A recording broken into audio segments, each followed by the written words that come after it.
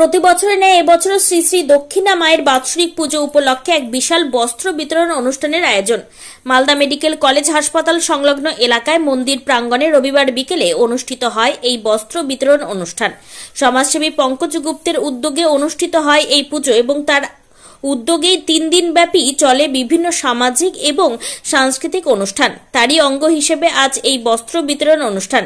ইংরেজ বাজারের একাধিক ওয়ার্ডের পাশাপাশি পুরাতন মালদা পৌরসভার একাধিক ওয়ার্ডের দুস্থ মানুষদের হাতে তুলে দেওয়া হয় বস্ত্র।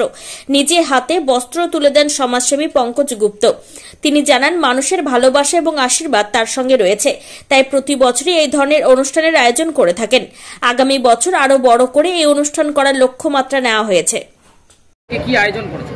আমাদের আজকে বস্ত্র বিতরণ আয়োজন করা হয়েছে, আর কালকে আমাদের মনোনয়ন সেবা আয়োজন করা হয়েছে। আজকে কতজনকে বস্ত্র দিচ্ছে? মিনিমাম 2,500 থেকে 3,000 লোককে বস্ত্র দিয়ে মানুষের পাশে দাঁড়াতে কেমন লাগে? আমাদের এই খুব আনন্দ পাই, আমাদের সদস্যরা খুবই আনন্দ পাচ্ছে। এই আনন্দ আমরা যেন সামনেবার আরও বেশি করে দিতে পারি, এটাই আমাদের কথা। রাজনীতিতে কোনোদিনও দাঁড়াননি, অথচ মানুষের এত ভালোবাসা, মানুষের এত আবেগ কোথা থেকে আসে, কি বলবেন? এইটা বলতে পারি যে আমাদের সদস্যগুলোকে মানুষের ভালোবাসাটাই এদের আমাদের আবেগ এবং আশীর্বাদ সবসময় পাশ করছে। আগামী দিনের কি লক্ষ্য রয়েছে?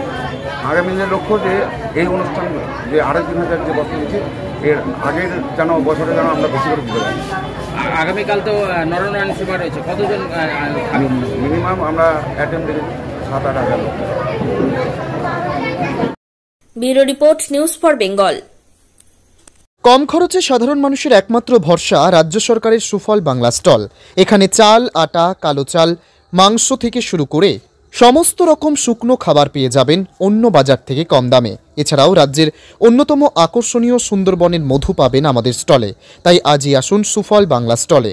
আমাদের ঠিকানা মালদা কালেক্টর বিল্ডিংয়ের বিপরীতে অথবা শুভঙ্কর শিশু উদ্যানের পশ্চিম গেটের সামনে, মালদা। যোগাযোগ নম্বর 8015741445 অথবা 9733179825। This channel does not promote or encourage any illegal activities. All contents provided by this channel is meant for educational purpose only.